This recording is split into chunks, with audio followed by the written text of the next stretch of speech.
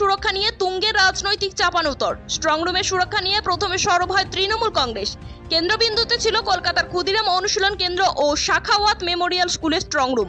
এবার পাল্টা কৌশলে মাঠে নামছে বিজেপিও। এরই মধ্যে নতুন অভিযোগ তুললেন আউসগ্রামের তৃণমূল প্রার্থী শ্যামাপ্রসন্ন লোহার। তার দাবি, আউসগ্রামের স্ট্রংরুমে 1 ঘন্টা 15 মিনিট সিসিটিভি ক্যামেরা বন্ধ ছিল। প্রসন্ন লোহার নির্বাচন কমিশনের কাছে অভিযোগ জানিয়ে ওই সময়ের ফুটেজ চেয়েছেন। গোটা বিষয়টি নিয়ে কমিশনের হস্তক্ষেপ দাবি করেছে তৃণমূল। প্রতিক্রিয়া দিয়েছেন বর্ধমান দক্ষিণের বিজেপি প্রার্থী মৌমিতা বিশ্বাস মিশ্র।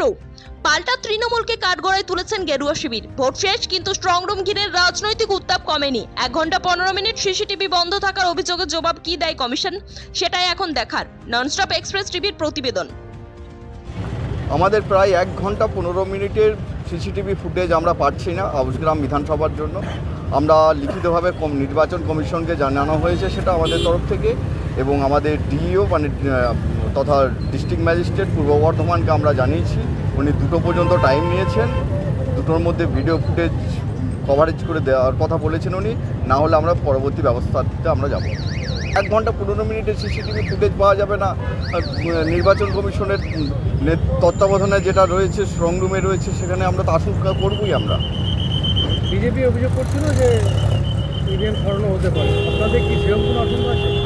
আমাদের আশঙ্কা রয়েছে, আমাদের ফুটেজটা আমাদের চাই। মেন আমাদের বক্তব্য হচ্ছে আমাদের ওই 1 ঘন্টা 15 মিনিটের ফুটেজ আমাদের চাই, এবং কি হয়েছে না হয়েছে ফুটেজ পেলেই জানা যাবে। আমরাও জানিয়েছি, এটা তো আমাদের আশঙ্কা। আমরাও, আমাদের প্রার্থী তিনিও জানিয়েছেন।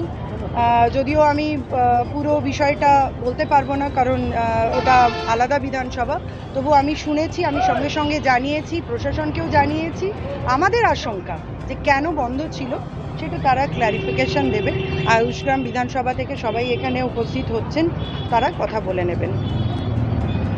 আপনার বিধানসভায় যে স্ট্রংরুম আছে সেখানে কি কোনো বিভ্রাট? না, এখনো কোনো কিছু বিভ্রাট ঘটেনি।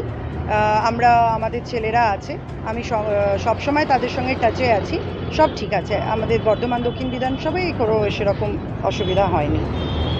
সাধারণ মানুষের জয় হতে চলেছে। সাধারণ মানুষ এখানে দাসত্বের মধ্যে আছে, অত্যাচারের মধ্যে আছে, পরিত্রাণ পেতে চাইছে, মুক্তি পেতে চাইছে। তাই আগামী দিন একদম মুক্তি সূর্য উঠবে, পদ্মফুল ফুটবে।